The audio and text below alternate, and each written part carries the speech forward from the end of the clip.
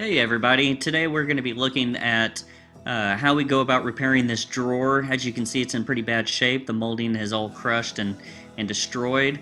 So right here we've taken off all of the bad molding, and we're going to measure how much of that area we need to replicate.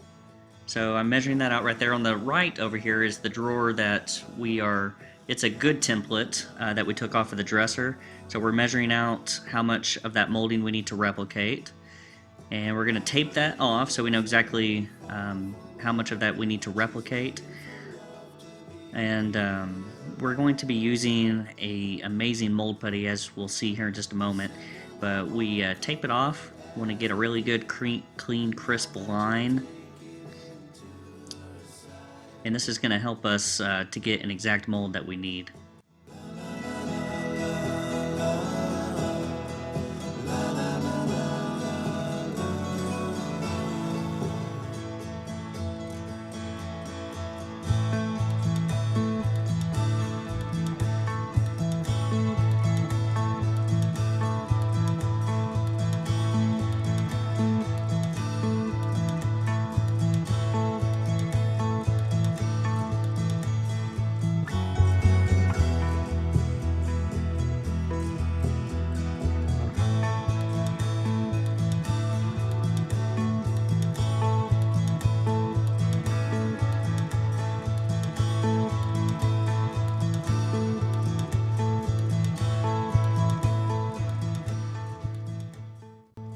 So this is the product we're going to be using. It's called Amazing Mold Putty, and I'll obviously put a link in the description of our video where you can find that product. And this is how it comes, is in two separate containers that you just mix equally, 1-to-1 ratio.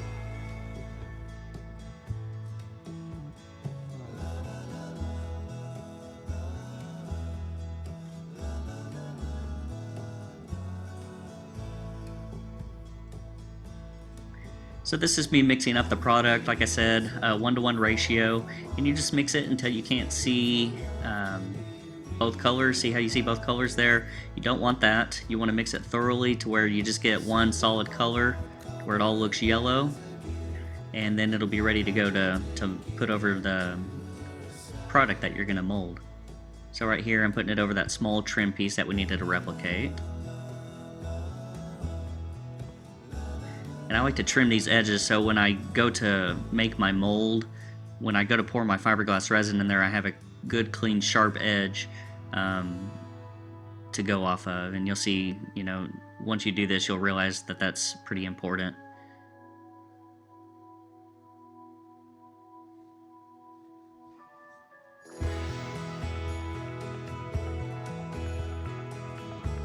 If I remember correctly, this product has a cure time of about 30 minutes, so there's a pretty good working time to it. I've never had it harden up on me and not be able to use it.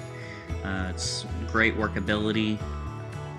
Love it as far as that goes. I haven't had any issues with this product whatsoever.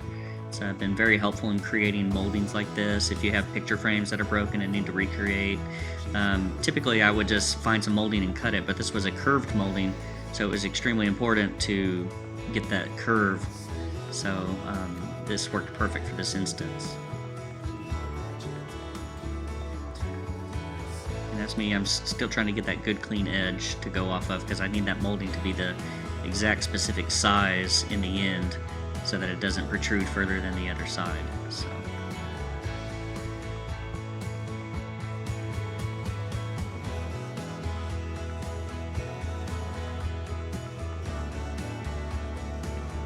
And it's not important that it be super smooth on the outside.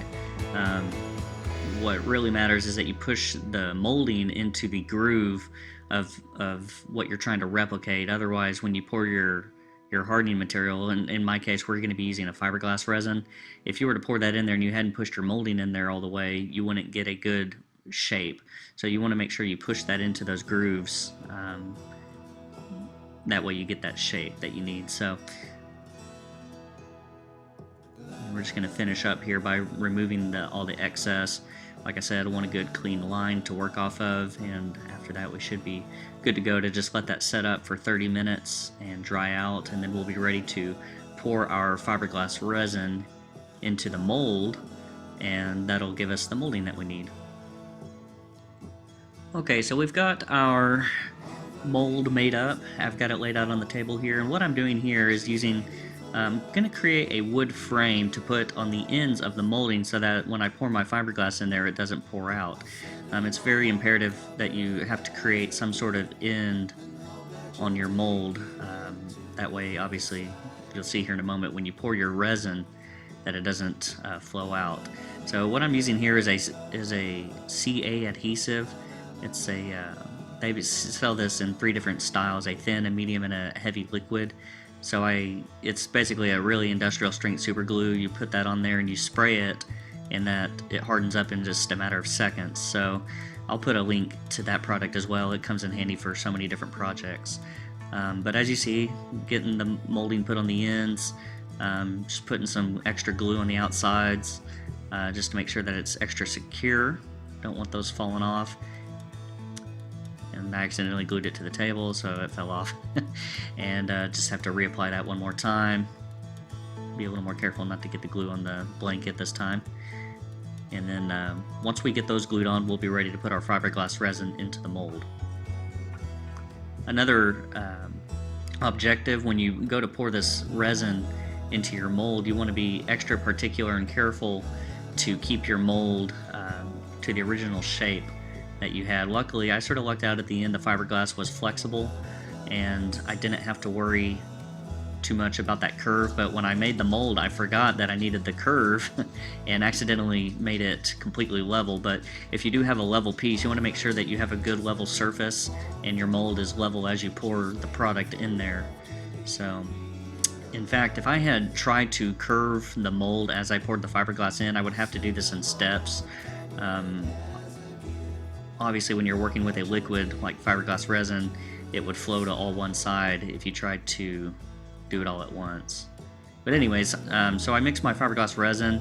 There's specific instructions on those cans if you need instructions on how to mix the resin, but if I remember right, it was 10 drops of the hardener for every ounce of fiberglass resin. And then obviously I just stirred it up to mix that hardener in. And I don't quite recall the cure time, but you want to be cognizant of the cure time and work appropriately. And I was just trying to prop up the mold. The mold can be a little bit flimsy sometimes, so have some pieces nearby to be able to prop your piece if you need to. I'm just trying to make sure I get it completely level. Scoop out all my excess if I have excess. You don't really want anything running over the edges. So right here we're just removing the mold. It's silicone based, so it's real easy to detach from your molding. And after I get that detached, just going to break off any extra pieces along the edges. I'll use my box cutter to sort of score and just carefully clean those off. That's why you don't want a lot of excess around your edges, because that can be difficult sometimes since it's fiberglass to get off of there.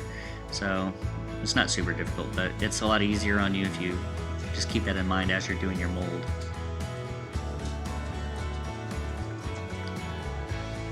So that's where I realized that I didn't do the curvature on my molding, and I was trying to decide if I was going to be able to make that work. Luckily, I was able to make that work by using some clamps. But right there, I'm just sort of cleaning up my miter joint. And I'm going to take a measurement here and sort of see where I need to cut my molding. And I'll be back and forth to the miter saw to see where I need to cut my piece to get it to fit where I want.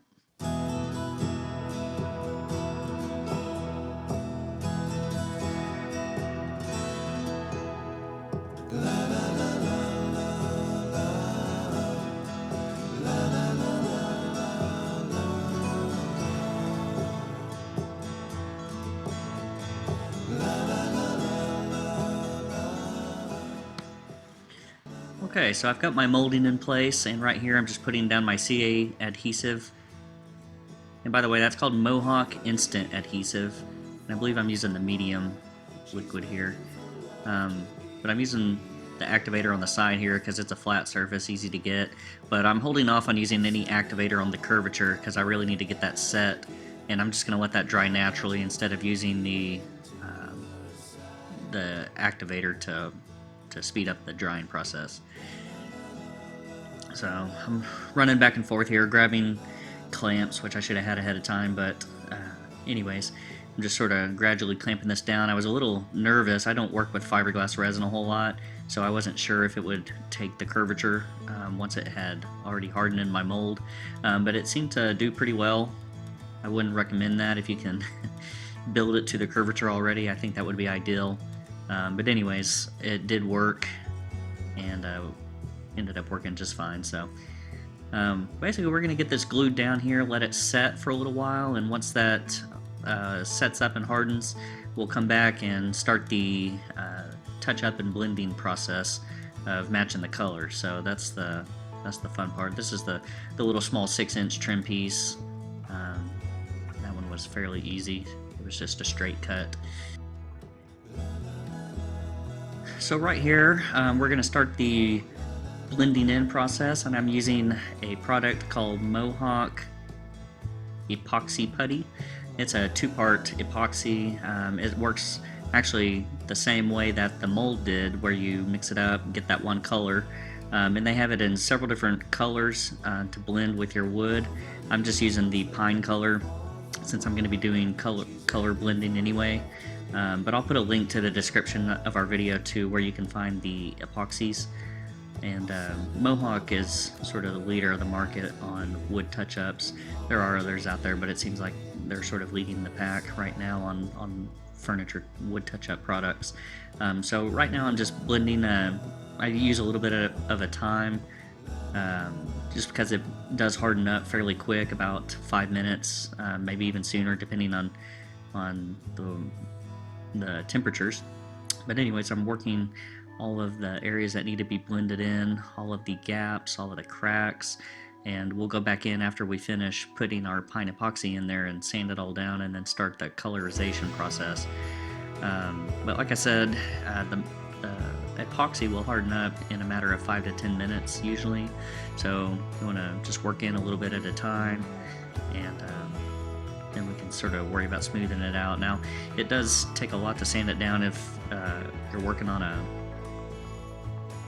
rough surface or something, so the smoother you can get it as you go, the better. This is a sort of a major repair, so I'll be doing sanding with my orbital sander, so I wasn't super concerned about how much excess I had, but typically I would be more concerned about a lot of excess putty.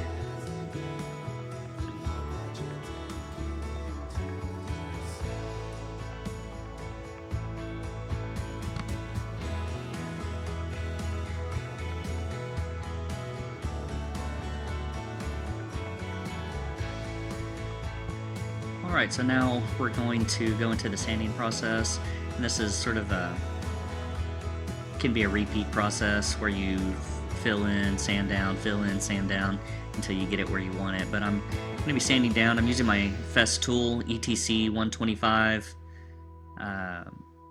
orbital sander, and it's hooked up to a dust extractor, and I've been using this for a couple of years now and absolutely love it. Before, we just used to use a DeWalt sander, and the motors would burn up every few months, and this thing has held up for several years. Daily use usually, you know, sometimes 8 hours a day it seems like. But the reason I really love this sander is due to the dust extraction. I hardly ever have to deal with any dust coming out of the unit unless you're working on an edge of some sort, but for the most part the dust extraction is second to none, and I would highly recommend it.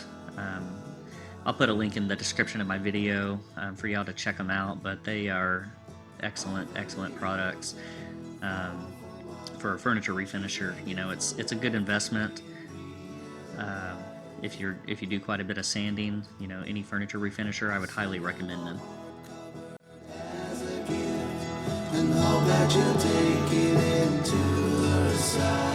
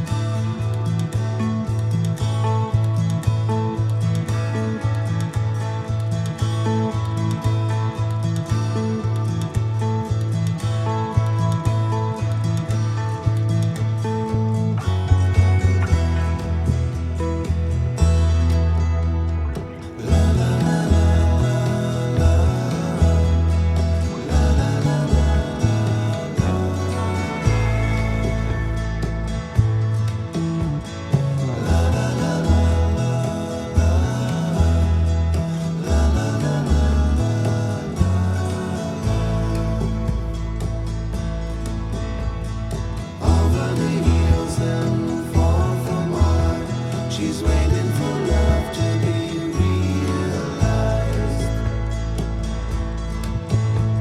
I'll send her my heart covered as a gift, and hope that you'll take it into her side. La la la la la la la la la la.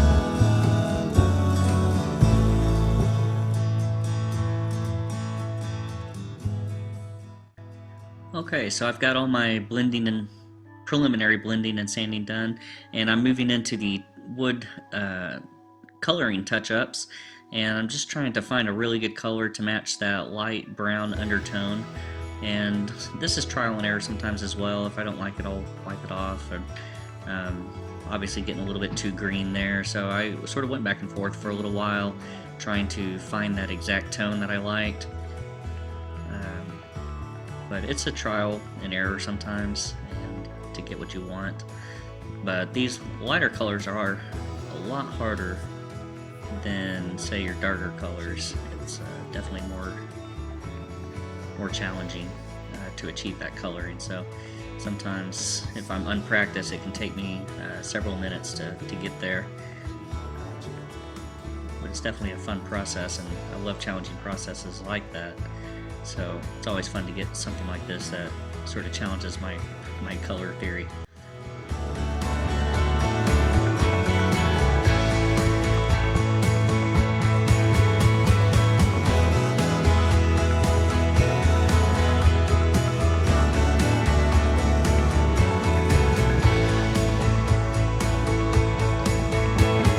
But basically what we're mixing there, I forgot to mention this.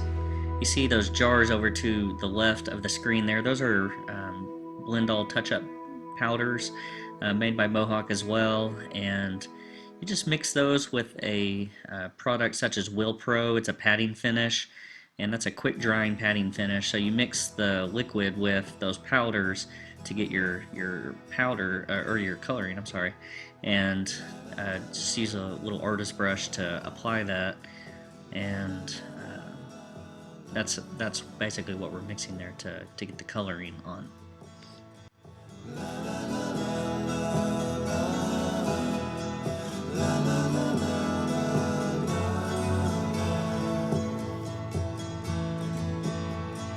Over the hills and far from mine, she's waiting for love to be realized. I'll send her my heart covered as a gift, and hope that you'll take it into her side. La la la la la la la la la la.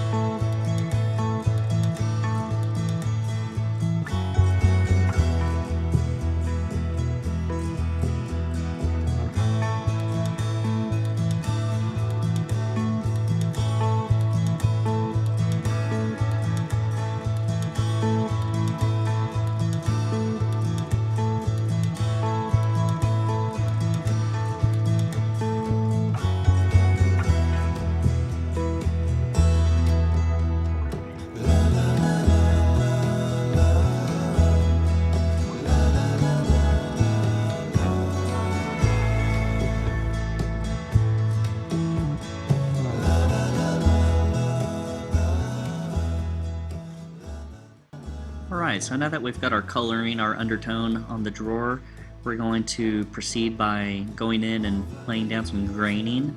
Since the wood finish is gone and all that's repair area, we have no wood grain, so it's very important to go through and try to match the wood grain of what's going on the drawer. You want to make consistent strokes to achieve that. But this is just a graining pencil, once again made by Mohawk, and it's really good at believe it or not, it makes a huge difference on your coloring when you use these. It sort of fills in a lot of the dark areas But afterwards, if your coloring's not perfect, like mine is not, it's close, but it's not perfect, we go back through at the end and we use lacquer aerosol toners to sort of help blend in our color and achieve the coloring that we want.